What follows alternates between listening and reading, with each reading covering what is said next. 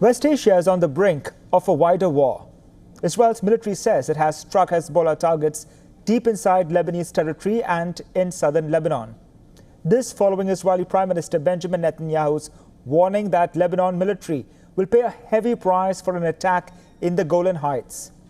At least 12 people were killed as the rocket struck a football field in the town of Majd al-Shams.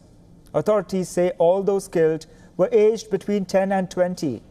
It was one of the deadliest strikes on Israel since the start of the conflict in Gaza.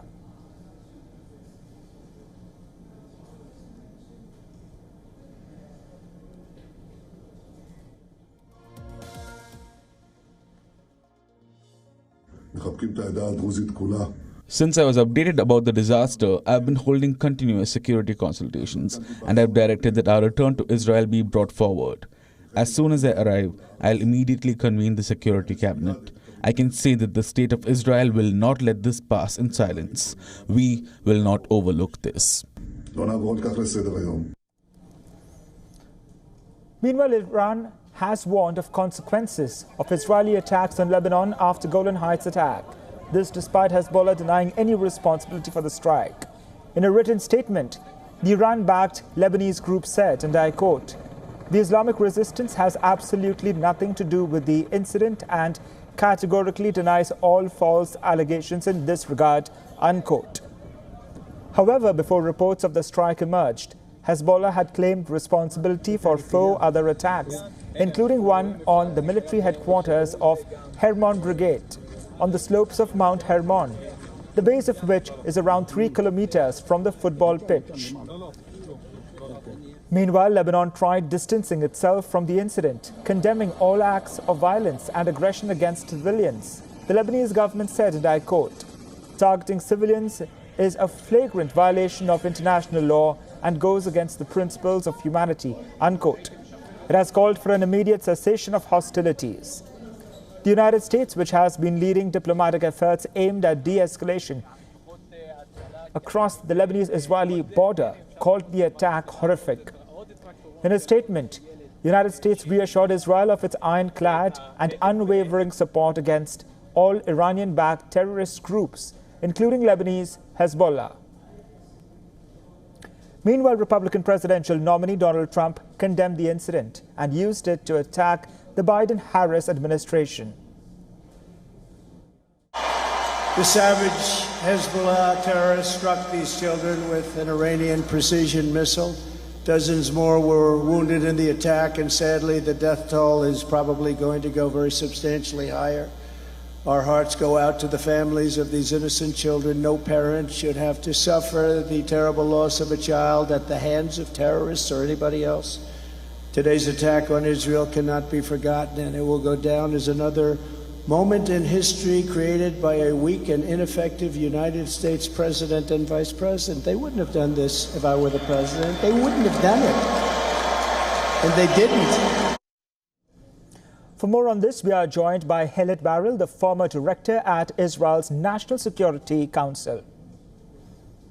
Helet Barrel, how do you see the latest escalation and Israel's response to the attack on Golan Heights? It has released footage of strikes carried out deep inside Lebanon in retaliation.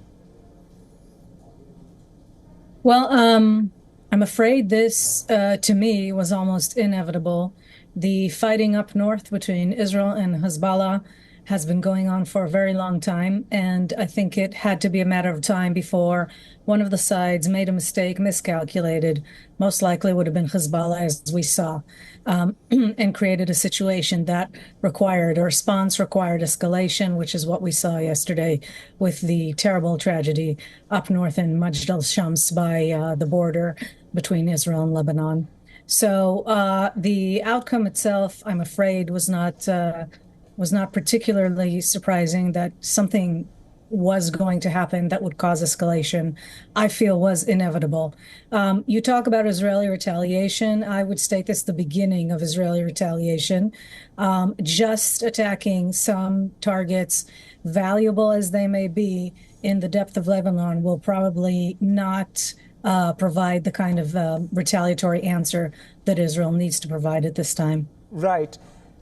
The Israeli attacks on Hezbollah targets in Lebanon has also angered Iran, which has warned Israel of consequences. Do you fear an even bigger threat in the region? Right. Well, Iran is obviously behind all of this. Iran is behind the Hezbollah attack. Iran is the provider of the Palk rocket, 53 kilos of detonation that killed 12 children, Druze kids, Israelis yesterday. Iran is behind the Houthi attacks towards Israel, including the one in Tel Aviv. Nobody has any illusions about what Iran's role is. So it is no surprise that in an attempt to protect its proxy, it will issue all sorts of warnings. But these are not warnings that would deter Israel from retaliating in a way that it feels it needs to retaliate at this time. If we talk about Hezbollah's Hooper mission, it had carried out drone surveillance of various targets in Israel.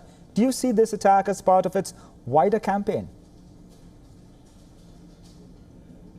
I think we can see that Hezbollah is trying to deny that it carried out the attack, despite the fact that we have absolute proof that Hezbollah is standing behind it, not the least of which is that it's the only organization holding this particular rocket at this level of detonation. So the reason, though, that they're trying to deny their involvement and move away from it is that it was obviously a very bad mistake, not just because of Israeli retaliation, but because of the fact that they basically murdered 12 children. The fact that these children were Druze might make a difference to Hezbollah. It doesn't make a difference here to Israel. We're all brothers, and the Druze are Israeli citizens, and they fight with us. So they're Israelis for every purpose. But Hezbollah, I think, would have preferred for this situation not to have occurred, and they made a strategic mistake. Prime Minister Netanyahu has vowed strong action against Hezbollah over the attack. In fact, he had hastened his visit back from Washington. What do you have to say about this? Well, it's expected that he would speak these words and that he would issue these kind of statements. However, it is my strong belief that the Israeli security system understands that it is in Israel's best interest to respond fully and resolve the Hezbollah issue in the place and time that we choose, rather than a responsive way to just terrible, tragic, really murderous attack by this terrorist organization. We have no confusion who is facing us on the other side, but Israel, as you know, is also fighting in Gaza at the same time. And while it certainly can sustain two fronts, the question is, does it need to? Is that what will promote Israeli security best at this time? So those are going to be questions carefully considered. Of course, there will be retaliation. Of course, there will be a response.